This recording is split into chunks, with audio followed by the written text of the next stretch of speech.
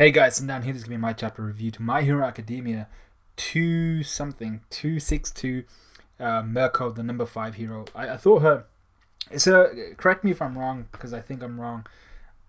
Is Mirko her hero name and Miruko her actual name? I think that's what it is. Can't be sure because I've always referred to her as Miruko, but everyone's referring to her as Mirko and have done for a while. So I think that might be her that's definitely her hero name, but I've forgotten what her real name is. Anyway, Mirko. This chapter was absolutely insane. I think it was a review ago. I think it was last review that I mentioned. She's gonna lose a limb. I think she's gonna lose a limb because she's not gonna fight against freaking five high ends or 4 high ends without damaging something, right? So, I mean, I'm a little bit sad that she lost to him because she's been kicking. She was kicking ass this chapter, and the fact that she lost her left arm in a really gruesome fashion, we'll get to that. Actually, it's a really unique quirk, but lots to talk about hopefully in this review. Even though not much actually goes down, we can speculate on quirks anyway.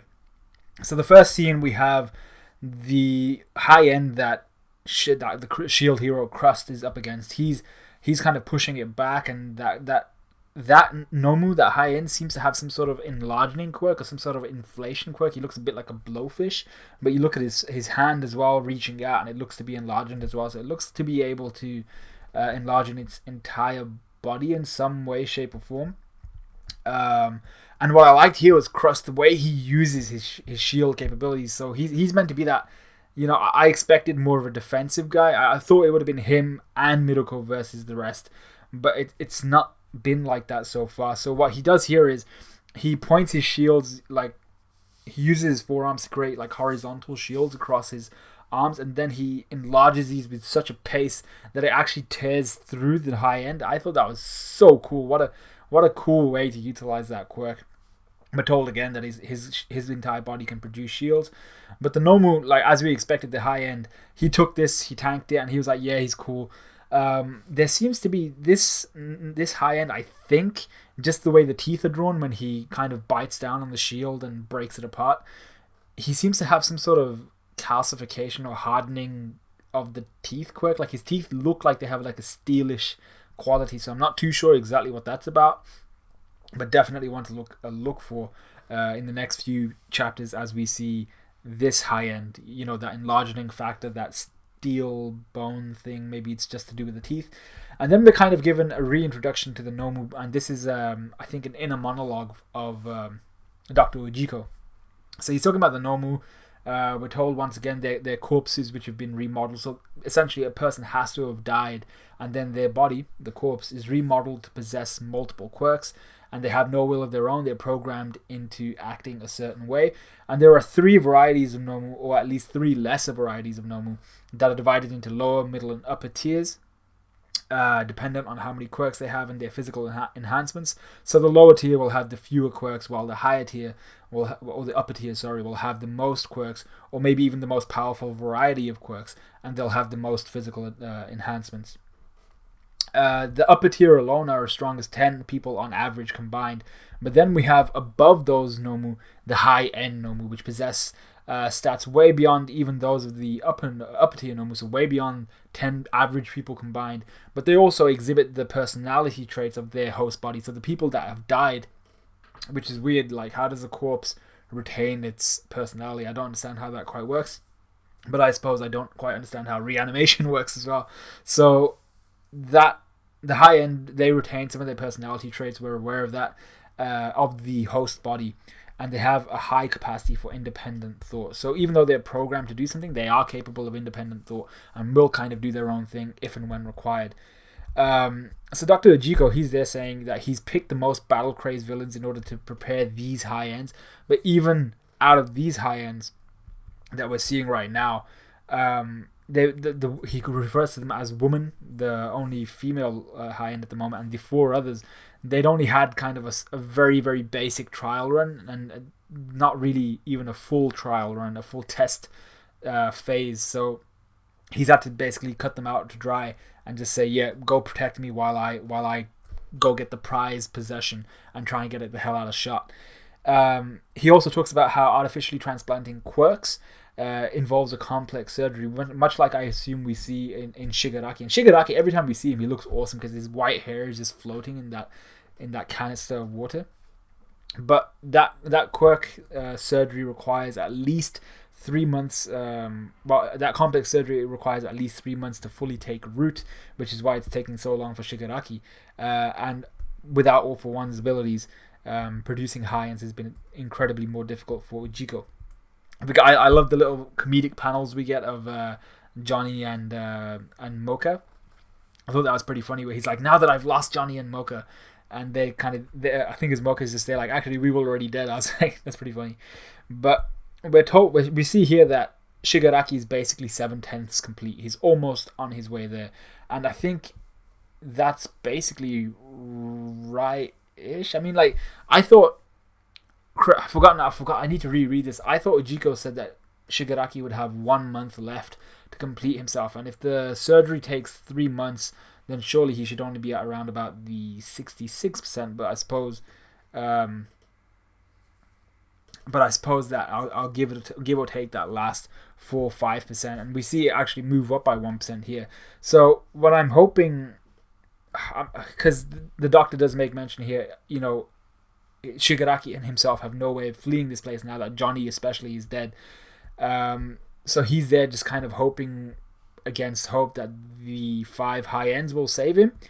But I get the feel, I think it has to happen at this point. Shigaraki is going to have to reawaken only at like 71-72% completion. If we get another 5% completion, I'll be slightly annoyed because it's taken this long to get 70%, and we've just seen that 71%. He really shouldn't get to 75% in the next few minutes, essentially. We then go back to Mirko, and she's using her rabbit abilities to, she's tooting up those ears. I'm pretty sure Grimm would have said something different there, but she's using her ears and her more sensitive hearing to try and trace where the old man Ujiko is. So she gathers that, okay, he's further in the lair and he seems to be typing away at something. So she knows that he's using some sort of computer. He's using part of his machinery to do something. So she's like, all right, cool. The high ends are surprised that she's even survived, and she tells them how she survived. She's like, my legs cancelled out the impact. So I assume when she actually hit those the machinery, she pushed against it with her legs as she hit it to cancel out the impact. But that would have put a lot of the impact on her legs. So it just goes to show how strong her legs. Like, she is incredibly kind of disproportionate in the sense of her legs are way stronger than her upper body, but she seems to have trained her upper body to at least keep up. So we're told she can do whatever a rabbit can, but even better. My first thought there was, people usually quote rabbits when things are reproducing, so take that where you will. That's something I don't want to be responsible for you guys imagining. But anyway, she tries to go after Ujiko, and this is where we get the whole host of other quirks. So we see the black sperm Nomu, the black sperm high end. He uses his head to like wrap this. I'm not even sure how you describe it. It's like this liquid rock thing, and it gathers around Miruko's left side and kind of pins her down a bit. It's like this cementish kind of thing, but it curls away from the ground almost as if it can't push itself into the ground. Then we see the woman high end, who I think I was going to call Tiara high end, according to my last review. So Tiara high end, and then the Chisaki. Well, he's not even Chisaki. I missaw that last chapter. He's actually got a freaking trunk. He's an elephant high end. So the Tiara high end, she seems to have some sort of ability to liquefy herself. It's very reminiscent of Ace in the sense of the way that he would his body would kind of spread apart. But yeah, we see here her legs are all the way on one side of the panel and the rest of her is on the other side. But the in between is this liquid. So I want to know what type of quirk that is. Is it some sort of elemental quirk where she can become water? Is that it? We don't see any more in that panel specifically, but the elephant high end, he seems to have some sort of muscle enhancement, just judging by the inflation of his arms. He looks like he's gone gear third, and he has these vents, these kind of volcano-shaped vents on his back, which are letting off these fumes, which suggests that he has some sort of heat or maybe air-based quirk in the sense of he's either poisoning some part of the air, or he has some sort of heat-based quirk where he needs to let off these fumes. Mirko does this awesome kind of split-legged attack, attacking while pulling in the black sperm quirk, but also attacking the woman, the tiara high end and the elephant high end at the same time, and she kicks them both in the head, one way, one the other, with an attack called Lunar Ring. And let's be real here, Mirko was kicking ass this chapter. Like, she was putting in work, because then we see what happens here. So the black sperm high end manages to hit her left arm a bit, and she realizes here that her attacks were too shallow, and his attack knocked her off aim. So she's specifically aiming for the head here. So Mirko is very quick on the uptake.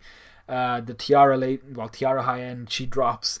Elephant high end, he drops. Both their heads damaged. And then she goes after black sperm, destroying that kind of rocky liquid substance thing.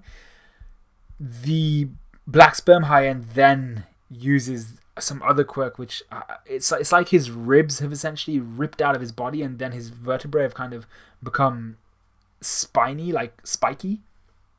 So they jut out of his back. His ribs kind of pierce out of his back. I'm not sure exactly what it is, but basically, if she were to kick, it would pierce into her shin and into her leg, which wouldn't be a good thing. But here's where we get one of the most gruesome things.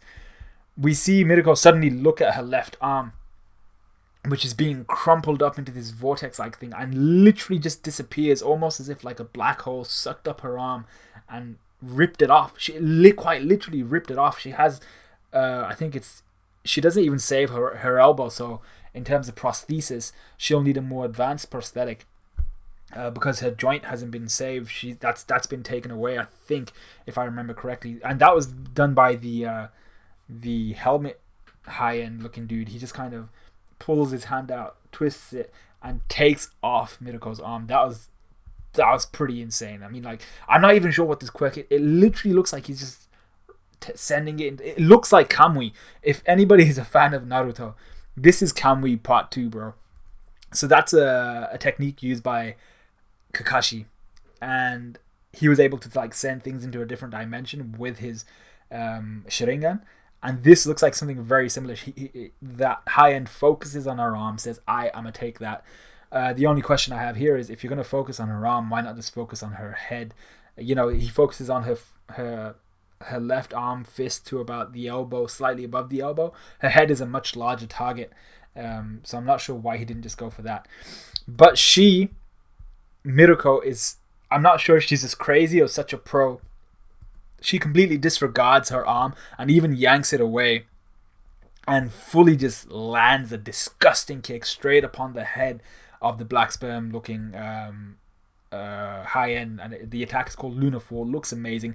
Horikoshi props with the artwork as always, and she even breaks through these protruding rib-like the rib-like cage essentially that protruded out of black sperm's back. So she then goes and attacks the high end that took her arm away, saying that, you know, you're a far what's it called? You're a ranged fighter, and that's usually a sign of someone who's not good at close quarters. So she quite literally uses her legs to rip her legs and leverage. Mirko is a very, very intelligent fighter. Just from this chapter alone, we can see that. So using her legs to tighten across his head like a vice essentially, and then using leverage to pull her body weight down in his superior body weight, holding him there. She yanks his head off his shoulders, quite literally ripping it off in a move called Luna Tijeras. So I'm not sure, that she seems to be quite happy with the fact that she may have killed that high end. I don't think these high end are going to be pretty resilient. If she's killed that one that took her arm, that's cool, you know, an arm for a high end, I'll take that, but I feel like that was possibly too easy. She also realizes here she uses her hair to kind of tourniquet her missing arm. I'm just like, okay, if you have hair long enough to do that, I'm cool with that. The black sperm, elephant, Chisaki high end, and the tiara high end, she makes mention here that, you know, hitting their heads, damaging their heads significantly seems to be the way forward. Making them easier to deal with than the average villain. I'm pretty sure even the average villain, if you were to hit their heads with Miruko's strength, they'd be dead. That's not even that's not an assumption I think Mirko should be making. That's not easier. The normal villain would be dead. These high ends just can regenerate, but going for their heads is the way forward. She then said something really cheesy I couldn't really give two shits about. She was like, I live every day of my life like there's no tomorrow, so that when my time's up, I'm good with it, no regrets. I was like, yeah, cool, whatever. You didn't need to say that. Your actions kind of pointed that out. But yeah, so just summing up that scene with Mirko then, I don't think that high end is dead, and if he is, I think I'd be fine with it, just based off of the fact that like for like, Mirko loses an arm, they lose one of the high ends. But Mirko, if she takes out another high end, I'd be super surprised, and probably a little bit annoyed, because these guys ain't puny, insignificant creatures. These guys are the real deal, and she's now missing an arm. She's bleeding out. She's taken other damage on her head, and she has 3 more of these guys to deal with, whose quirks she does not entirely understand, and she doesn't even know whether she's actually killed that other high end whose head she ripped off. Anyway, we then go to the mansion, probably what was it, 80 miles away or something like that, where we see the gorillas dude shouting for Bubai Gawara, who's twice, and he realizes that Bubai Gawara has been duped, that he's a fool, and that their location has been given away by Hawks. He actually thinks about it here. He's like, Bubai Gawara was telling him that he's been keeping a close eye on Hawks, and he's never acted suspicious, but the gorillas guy knows full well. He's like, alright, Hawks has betrayed us. So I want to know how that actually, does that put Hawks' position in jeopardy? Is he going to still try and act undercover even though the gorillas guy knows? Or is he going to say, okay, yeah, I'm a hero, time to kick the shit out of you guys? We then see this mansion, quite literally up all levels of the mansion, just split vertically as the heroes approach. He shouts to everyone, heroes are coming. I don't know who the frick's quirk that is. Who the hell's just split this mansion in two? That's some freaking Zoro level shit right there. So I think that's it for this review. I'm still shook. I had a feeling that it would happen, that Mirko would lose a limb. But I'm still kind of shaken by the fact that she actually freaking lost a limb. Like, her left arm is not coming back. She will require, if she's, I'm hoping she's not one of those proud mofos who's like, no, this is gonna be a medal. This is gonna be my medal of honor, my pride that I've lost this arm in duty. That I've lost this arm fighting to protect, as a hero fighting to protect civilians. This is gonna be now my essentially medal of honor. I'd prefer it if she did actually get some sort of prosthesis and was able to use that, whether it would be some sort of Star Wars mechanical prosthesis or something, even something else. Maybe she'll have some sort of contraption based one where it'll have some sort of whip or some shit. I don't know, anything for Mirko to have some sort of replacement arm or replacement functionality at the very least. So that's the end of the chapter. Let me know what you guys thought of this review. I was supposed to do it scene by scene, but this chapter was one of those ones where I just kind of wanted to go through the pages and make sure that I hadn't missed anything. And I think that's about it. Let me know what you guys thought of this review. Let me know what you guys thought of this chapter, especially with Mirko's arm going missing. Like, comment, subscribe, all of that good stuff. And I will see you guys in a bit. I'm not sure if Taizai's out. I'll check that out, but I will see you guys in a bit.